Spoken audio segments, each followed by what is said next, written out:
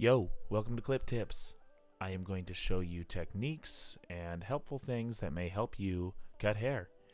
On this video, I'm going to be cutting my own hair with a GoPro. If you have good lighting, a camera, and a big monitor, this is the best way to go without having to deal with mirrors or reverse images. So, I should tell you, I didn't really need a haircut. You could see that. It takes off a good enough amount of hair in the video. But, moral of the story is, keep up on your haircuts. If you do this every 2 weeks, it'll be a lot less room for error. So, while you're blending, you're cutting off 1/4 of an inch, not recreating an entire haircut. So, don't let it get out of control. I'm starting with a 4 guard. I'm going to blend all the way down to a 2. I'm taking all of the steps, scooping out each one. I'm trying to make it as easy as possible. Try not to mess up at all. It's hard to do. I'm using my left hand mostly on this side. I've never done this. Also, I've never really had short hair. So, okay, I do cut hair all the time. About 20 to 30 people a day. But that's not the point. I'm showing techniques for what I do to other people. On myself. I'm down to the 2 guard now, scooping out, trying not to cause any lines or dents. Oh, here we go to the other side. Looking good other side. I'm pulling over the hair. I have that, cool dude haircut, man bun. Depending on where you live, this is actually a haircut. So, here we are on the right side. Speeding up a little bit. 4, 3, 2 again. I wouldn't use that many guards if I was cutting anybody else's hair, but I'm trying to be very careful so I don't mess up. Especially if you don't have anybody around. You're all on your own.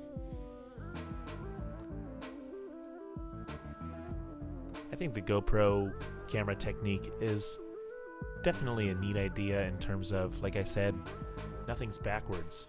So if you have enough light, you could see back there perfectly. When I get to the neckline, you'll really see why it's important.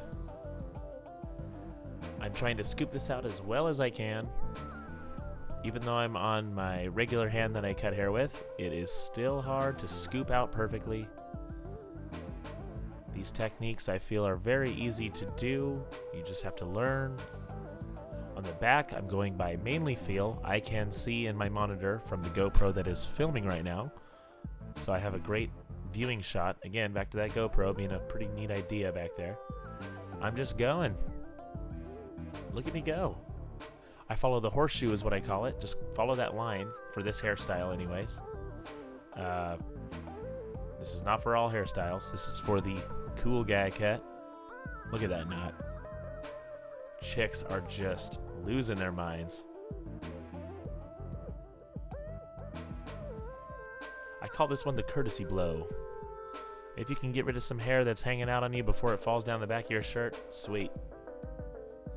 So, square up each side, find the line, pull down, find wherever it looks the strongest. See over here?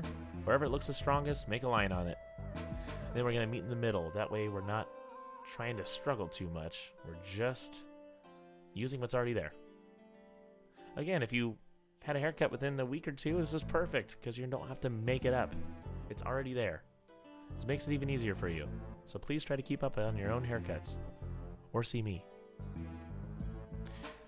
Clipper over comb is always important. Please try to clipper over comb around all the edges if you can. It's hard to around some of the spots like the ears. But it really tapers into the beard area, like right there. All around the temples. Because that's what you see. You see up front. So do the best job up front. And now we're working with a mirror. I'm not working with a GoPro. So, just looking right at it. Try to get around the ears as well as you can. Some people have hair that goes all the way down to the ear and it's really hard and you cut yourself. Other people, you have already a sweet gap. Look at that top knot again. Wow, just stunning. I'm going to cut the top by using the measuring stick on the comb. There's one on 90% of the combs out there.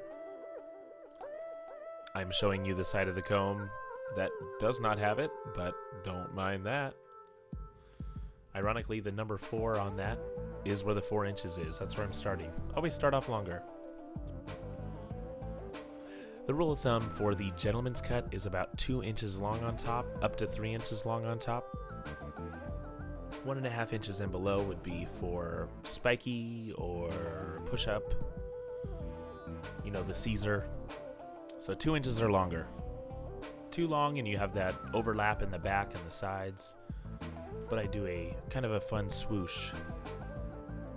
Notice the texturizing shears to help blend. They are great blenders. Point cutting as well. Nothing but point cuts in there. We are going to be cross-checking all different directions. Forwards, trying to make a nice U shape up front. We're looking for peaks and mountains, valleys and ridges. We are cutting them out. So there's the forward pull. I'm going to pull over to the side. Just making it look good all the way around. I'm looking for anything that looks funny. After all, I'm just going to be swooshing this back. I need length on the sides so I can create a nice whoosh.